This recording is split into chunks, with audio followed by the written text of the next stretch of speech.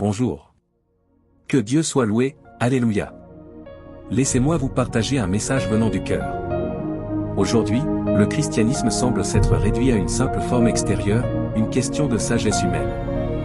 La distinction entre le christianisme et la religion est floue, et on parle souvent de la foi chrétienne comme d'une religion, parmi d'autres. Mais le christianisme n'est pas une religion, c'est la restauration de la relation et de la communion entre Dieu et l'homme, que Jésus est venu rétablir. Le christianisme est une affaire de cœur, de la parole de Dieu qui réside dans notre cœur. Mais aujourd'hui, beaucoup se contentent de prononcer des mots. On croit qu'il suffit de confesser avec sa bouche pour être chrétien. Vos voisins savent que vous allez à l'église, et vous vous appelez chrétien. Mais avez-vous un cœur qui recherche vraiment Dieu? Êtes-vous véritablement tourné vers Dieu dans votre cœur? Car c'est là où se situe le travail de la foi, là où commence le vrai christianisme. C'est ce qui plaît à Jésus. Vous êtes dans l'église, mais votre esprit y est-il vraiment? Dans Colossiens 3, il est écrit que si vous êtes ressuscité avec le Christ, cherchez les choses d'en haut, non celles de la terre.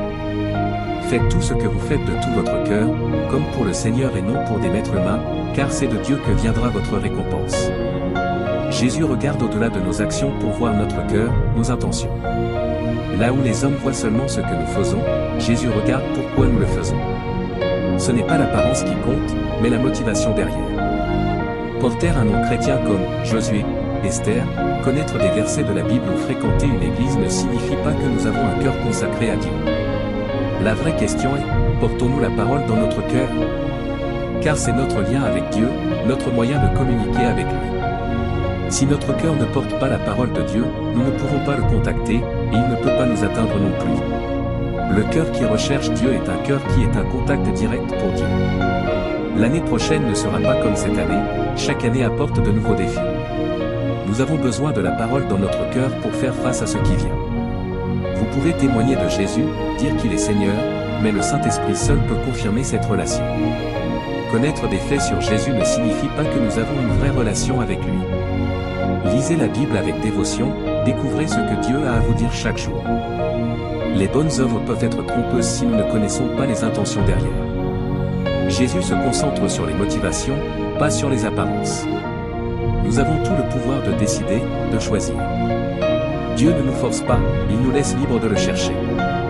La décision de prier, d'aller à l'église ou de mener une vie chrétienne sincère vient de nous, mais seul le Saint-Esprit a le pouvoir de transformer réellement nos vies. Jésus teste notre cœur pour nous récompenser selon nos efforts. Il regarde l'état de notre cœur, car le Saint-Esprit se manifeste à travers lui. C'est pourquoi il est difficile de traverser les épreuves sans la parole dans le cœur. Personne ne peut dire sincèrement que Jésus est Seigneur, sans la parole dans son cœur. Beaucoup d'entre nous ici n'ont pas encore ce cœur qui recherche vraiment Dieu, et c'est pour cela que je suis préoccupé. L'année prochaine, des tribulations viendront, et pour y faire face, il faudra un cœur rempli de la parole. Nous devons commencer dès maintenant à travailler sur notre cœur. Si notre cœur est encombré d'amertume, de jalousie, de ressentiment ou de blessures du passé, il est endommagé et ne peut plus être un lieu de contact avec Dieu. Pardonnez, libérez votre cœur, et avancez dans votre relation avec lui. Prions pour notre nation, pour nos dirigeants, pour que Dieu intervienne avec sa sagesse et son amour.